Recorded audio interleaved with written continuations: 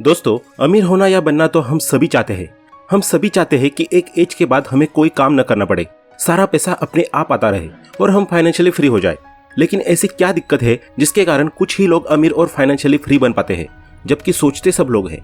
तो दोस्तों, वो है एसेट्स के ऊपर इन्वेस्ट न करना। एक गरीब माइंडसेट और अमीर माइंडसेट के व्यक्ति में यही फर्क है कि एक गरीब माइंडसेट वाला व्यक्ति जीवन भर कमाने के बावजूद भी लायबिलिटीज पर खर्च करता रहता है और उन्हें बढ़ाता ही रहता है, जबकि एक अमीर माइंडसेट वाला व्यक्ति लग्जरीज से पहले एसेट्स खरीदना शुरू कर देता है और आगे भी उनके नंबर्स को बढ़ाता ही जाता है। और यही कारण है कि वो अपनी लाइफ में जल्द से जल्द फाइनेंशियली फ्री भी हो जाता है। अब आपके दिमाग में चल रहा होगा कि ये लायबिलिटी और एसेट के बीच में क्या अंतर है, तो आइए इन्हें बहुत ही सिंपल वर्ड्स में समझते हैं। मान लीजिए आप एक 22 साल के यंग टैलेंटेड इंडिविजुअल है। आपने अपनी ग्रेजुएशन कंप्लीट करके जॉब करना शुरू कर दिया है और मंथली आपकी इनकम जनरेट होने लगी है। अब आप अपने ऑफिस डेली जाने के लिए पब्लिक ट्रांसपोर्ट का यूज करते हैं, लेकिन ऑफिस में आपके बाकी सारे कलीग्स अपनी अपनी कार्स लेकर आते हैं। उन्हें देख देख कर आपका भी मन करने लगता है कार खरीदने का। अब आप डिसाइड करते हैं कि 10 लाख रुपए की एक कार 0% EMI पर उठा लेता हूँ। आप शोरूम जाते हैं और एक नई चमचमाती कार फाइनेंस करा लाते हैं। बस यहीं से शुरू हो जाती है आपकी जिंदगी में लायबिलिटी की शुरुआत, क्योंकि आप इस कार को अपने पर्सनल काम के लिए यूज करेंगे।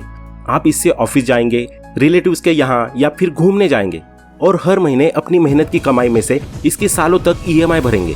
जबकि यही कार अगर आप अपने फाइनेंशियल यूज के लिए न खरीदकर टैक्सी या रेंटल पर चलाने के लिए खरीदते तो ये आपके लिए लायबिलिटी नहीं एसेट बन जाती, क्योंकि ये आपको पैसा कमा कर देती, जिससे इसकी EMI और आपकी पॉकेट दोनों भर जाती। तो दोस्तों, सिंपल है, आपके द्वारा खरीदी गई कोई भी चीज जो आपको कमा कर नहीं देती है वो है लायबिलिटी, और जो चीज आपको कमा कर देती है वो है एसेट। तो आज के इस वीडियो में हम ऐसे ही 7 एसेट्स के बारे में बात करेंगे जो आपकी लाइफ को इजी, जल्द से जल्द फाइनेंशियली फ्री और रिच बना देंगे। तो दोस्तों, वीडियो काफी इंटरेस्टिंग होने वाली है, इसे एंड तक जरूर देखना ताकि आपसे कोई वैल्यूएबल कंटेंट छूट न जाए। तो एसेट्स की इस लिस्ट में सबसे पहला नाम आता है रियल एस्टेट का।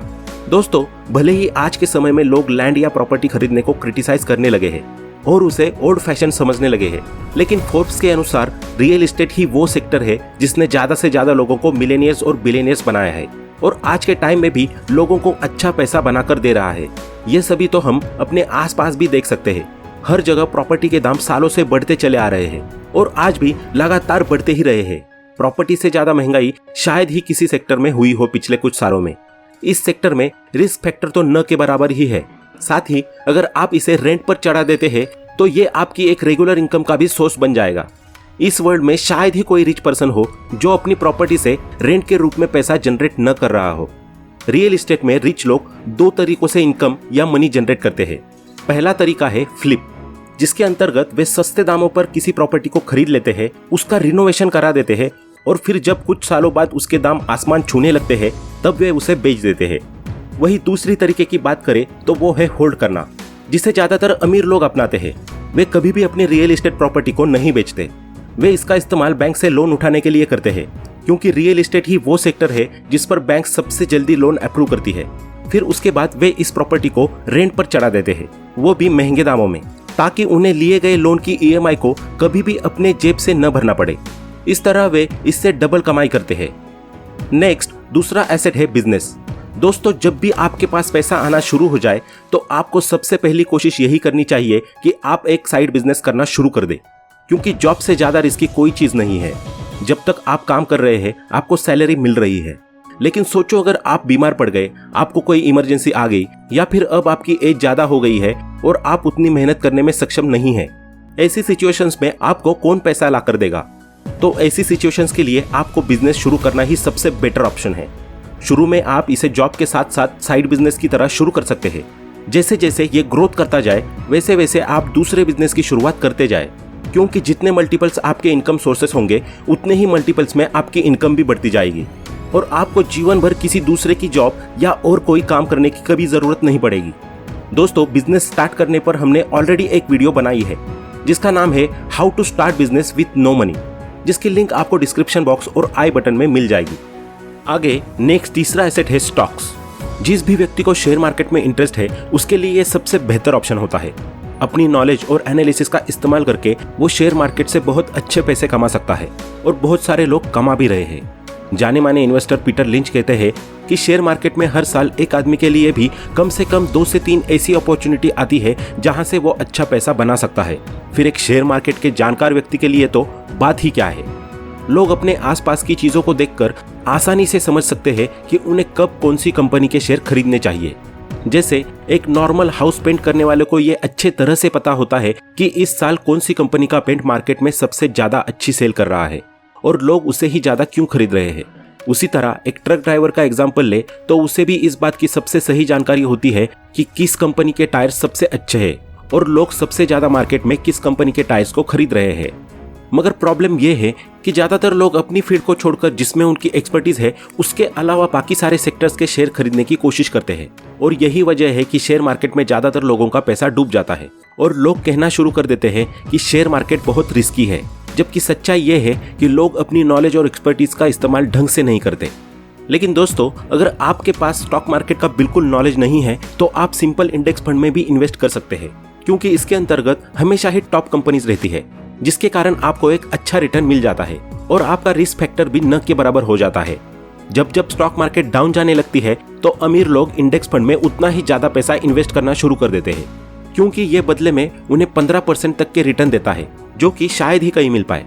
मिस्टर वॉरेन बफे हमेशा कहते हैं कि मार्केट में तभी सबसे ज्यादा पैसा इन्वेस्ट करना चाहिए जब सभी लोग इन्वेस्टमेंट करने से डर रहे हो, और रिच माइंडसेट वाले ऐसा ही करते हैं। जब भी मार्केट क्रैश होती है तो ज्यादातर मिडिल और पुअर माइंडसेट के लोग घबरा जाते हैं और उसका रिजल्ट ये होता है कि वे अपने स्टॉक्स को बेचकर जल्दी से जल्दी निकलने की कोशिश करते हैं, जबकि वे ये भूल जाते हैं कि जो स्टॉक उन्होंने ऊंचे दामों पर खरीदा था उसे वे इस सिचुएशन में बेचेंगे तो उन्हें घाटे का सामना करना पड़ेगा। वहीं दूसरी तरफ रिच माइंडसेट वाले लोग मार्केट क्रैश का फायदा उठाते हैं, क्योंकि उस समय सारे स्टॉक्स के प्राइस कम हो जाते हैं। वे कम प्राइस में इन्हें खरीदते हैं और जब मार्केट अप होती है तो अच्छे से दामों पर बड़े प्रॉफिट के साथ इन स्टॉक्स को वो बेच देते हैं। इस तरह गरीब और गरीब हो जाता है, जबकि अमीर और अमीर। नेक्स्ट, चौथा यानी कि 4th नंबर का एसेट है कमोडिटीज। रियल एस्टेट के बाद अगर कोई दूसरा सबसे सेफ एसेट का ऑप्शन है तो वो है कमोडिटीज, यानी कि सोना और चांदी। अगर हम ह्यूमन हिस्ट्री को उठाकर देखें तो गोल्ड की मांग मार्केट में हजारों सालों पहले भी थी और आगे भी आने वाले समय में हजारों सालों तक बनी रहेगी। गोल्ड एक ऐसा मेटल है जो हमेशा से ही कीमती रहा है और लगातार इसकी कीमतों में बढ़ोतरी होती रही है। यहाँ तक कि दुनिया के ज्यादातर स्टॉक मार्केट इन्वेस्टर है वे क्या करते हैं कि जब भी स्टॉक मार्केट नीचे जा रही होती है तो वो स्टॉक्स के साथ साथ गोल्ड एंड सिल्वर में भी इन्वेस्ट करना शुरू कर देते हैं, क्योंकि ये सबसे सेफेस्ट ऑप्शन होता है उनके लिए। उन्हें ये पता होता है कि इनकी वैल्यू कभी भी कम नहीं होने वाली, बल्कि दिन प्रतिदिन बढ़ती ही जाएगी। नेक्स्ट, 5वां एसेट आता है कैश। दोस्तों, आप लोगों को लग रहा होगा कि कैश कैसे एक एसेट हो सकता है, लेकिन सच यही है कि आपके पास कैश होना किसी सुपर पावर होने से कम नहीं माना जाता मार्केट में। यहाँ तक कि एप्पल जैसी बड़ी बड़ी कंपनीज भी अपने पास बहुत सारा कैश रखती है ताकि वे मार्केट में आने वाली अपॉर्चुनिटीज को ट्रांजैक्शन फेलियर के चक्कर में लॉस न कर दे। उनकी कोशिश यही रहती है कि जब भी कोई अच्छी या बेहतर अपॉर्चुनिटी आए तो वो उसे जल्दी से जल्दी अपने अंडर कर ले, एक फास्ट ट्रांजैक्शन यानी कि कैश पेमेंट का यूज करके। इसके साथ ही मार्केट में ऐसा भी होता है कि कई बार कैश में पेमेंट करने से आपको मिलने वाली डील पर कुछ ऑफर भी मिल जाता है और आपको उससे प्रॉफिट भी हो जाता है। आगे नेक्स्ट 6th एसेट है इंटेलेक्चुअल प्रॉपर्टी। दोस्तों, इंटेलेक्चुअल प्रॉपर्टी भी एक तरीके का एसेट होता है। इसके अंदर 4 चीजें आती है। पहला है ट्रेडमार्क, दूसरा है कॉपीराइट, तीसरा पेटेंट और चौथा है ट्रेड सीक्रेट। जब भी आप किसी नए टेक्नोलॉजी या किसी नए मेथड का इन्वेंशन करते हैं तो आप उसे अपने नाम से पेटेंट करा सकते हैं। फिर होगा ये कि आगे जब भी कोई कंपनी या पर्सन उस टेक्नोलॉजी या मेथड का इस्तेमाल करेगा तो आपको उसका प्राइस मिलेगा। इसके अलावा आप अगर चाहे तो अपने पेटेंट को मनचाहे प्राइस में बेच भी सकते हैं। बाकी कॉपीराइट में ऐसा है कि मान लीजिए आप एक म्यूजिक प्रोडक्शन कंपनी के मालिक हैं और आपकी कंपनी ने कई सारे बढ़िया बढ़िया सॉन्ग्स और म्यूजिक क्रिएट किए हैं। अब कोई दूसरा व्यक्ति आपके म्यूजिक या सॉन्ग को अपनी फिल्म या वीडियो में यूज कर लेता है आपको बिना बताए, तब आप उसकी फिल्म या वीडियो पर कॉपीराइट लगा सकते हो। इससे होगा ये कि इस फिल्म या वीडियो से जितना रेवेन्यू उस पर्सन ने जनरेट किया होगा वो एज पर द लॉ आपके पास पहुंच जाएगा। नेक्स्ट, लास्ट एंड सबसे इंपॉर्टेंट एसेट है आपका माइंड। दोस्तों, आपका माइंड ही है जहां से सारी चीजें जनरेट होती है। ये एक ऐसी नेचुरल मशीन है जिसने सारी दुनिया की सारी टेक्नोलॉजीज और इन्वेंशंस को जन्म दिया है। आप चाहे तो इसकी मदद से सब कुछ कर सकते हैं, इसलिए ये सबसे इंपॉर्टेंट एसेट है। इसके लिए जरूरी है आप समय समय पर नॉलेज गेन करते रहे और नई नई स्किल्स को सीखते रहे। अगर आप मेंटली स्ट्रांग है तो आप दुनिया के किसी भी कोने में जाकर पैसा बना सकते हैं और अपना खुद का एम्पायर खड़ा कर सकते हैं। माइंड से जुड़ी ही एक चीज है माइंडसेट। यही है जो आपको अमीर या गरीब बनाता है। आपकी जैसी सोच होती है, आप जिस प्रकार के थॉट्स से एग्री करते हैं, आप लाइफ में भी उन्हीं के अनुसार सारे डिसीजंस लेते हैं, फिर चाहे वो डिसीजंस आपके करियर को लेकर हो या फिर इन्वेस्टमेंट को लेकर। अमीर बनने के लिए सबसे पहली शर्त यही है कि आपको अपने माइंडसेट को निगेटिव और बंद नहीं बल्कि पॉजिटिव और ओपन बनाना पड़ेगा। इस दुनिया में जितने भी बिलियनियर्स हुए हैं, आज तक उन्होंने सबसे पहले एक ही चीज पर काम किया है और वो है अपनी थिंकिंग और थॉट्स पर। क्योंकि कोई भी चीज हो, सबसे पहले आपको उसका विचार यानी कि थॉट ही आता है, बाद में आप उसे इम्प्लीमेंट करते हैं। इसलिए सबसे पहले आपको अपना माइंडसेट बदलना होगा और ये सोचना शुरू करना होगा कि आप भी अमीर और फाइनेंशियली फ्री पर्सन बन सकते हैं।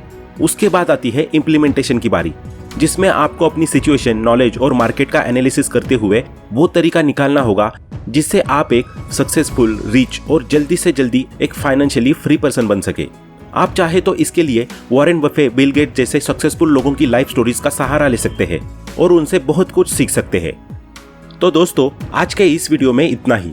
आशा करता हूं कि आपको ये वीडियो पसंद आया होगा।